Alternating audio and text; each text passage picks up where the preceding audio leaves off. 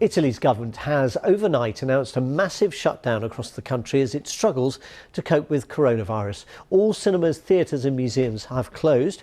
Around 16 million people across the north and east of the country are now in quarantine as part of the stringent new measures being introduced to tackle the spread of the virus known as COVID-19.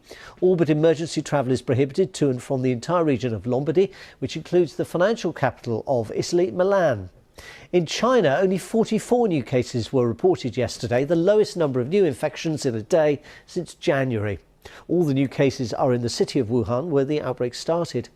Here, the government has announced plans for emergency laws to help tackle the virus. Among the measures are plans to allow people to leave their jobs and volunteer to care for those affected by coronavirus. There are also proposals to allow court cases to be heard via video link.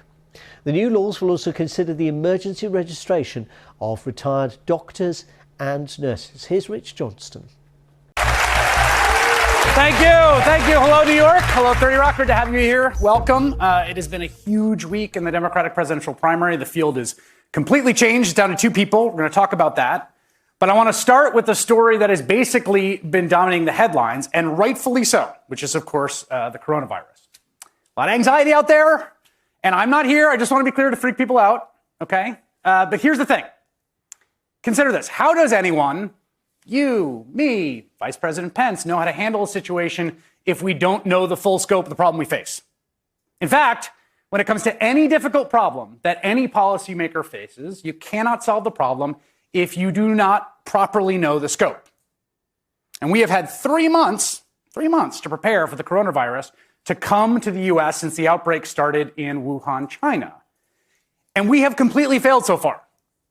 The federal government and the Trump administration have completely failed up until now. And we are now weeks and weeks behind where we should be. And the biggest problem right now, way above anything else, is that the government is not testing at capacity, right? To measure the spread of the disease, you need to test for it. And the testing for this it's similar to all sorts of tests for common illnesses. Other countries are doing it at tremendous scales. You swab some saliva, you run it through a machine, it tells you if the patient has coronavirus. The problem is we do not have anywhere near the capacity we need. And that is because the first test developed by the Centers for Disease Control was deficient. It was so bad they had to recall it. It was giving false positives. And then the CDC also had kind of kept a monopoly to itself on testing, and other people couldn't develop their own tests.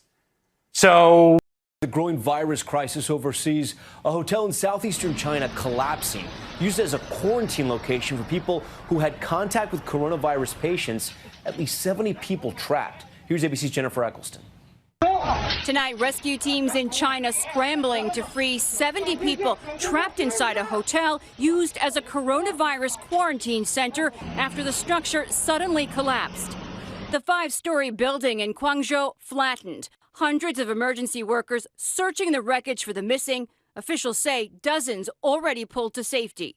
Officials now investigating the cause. Also tonight, the escalating contagion and more American tourists trapped by the virus. Officials spraying a hotel in Bethlehem where 14 Americans are under quarantine. More U.S. tourists in lockdown on a cruise ship on the Nile River in Egypt. This is what you can expect if you think you have the coronavirus. And more measures to contain community spread in Italy. Now with over 4,600 cases, Europe's deadliest hotspot. The Vatican moving the Pope's Sunday Angelus prayer and his Wednesday audience inside and off limits to the public. Only available to the faithful by live stream. Vatican City now reporting its first case of coronavirus. And in Naples, an American sailor tested positive, the first case of a U.S. service member in Europe. Tom? Anyone suspected of having Hi, everyone. George Stephanopoulos here. Thanks for checking out the ABC News YouTube channel. If you'd like to get more videos, show highlights, and watch live event coverage, click on the right over here to subscribe to our channel. And don't forget to download the ABC News app for breaking news alerts. Also works, but it's difficult to come by in stores with all the panic buying going on. You're actually telling us we can make it at home? Yes, it's actually very simple, using 3 ingredients. NYU public health expert Dr. Jack Caravanos tells Megan Alexander all you need is 1/3 cup of pure aloe vera gel to soften your skin, 8 to 10 drops of an essential oil like lavender to give it a scent, and 2/3 cup of rubbing alcohol. As a backup, you can actually use vodka.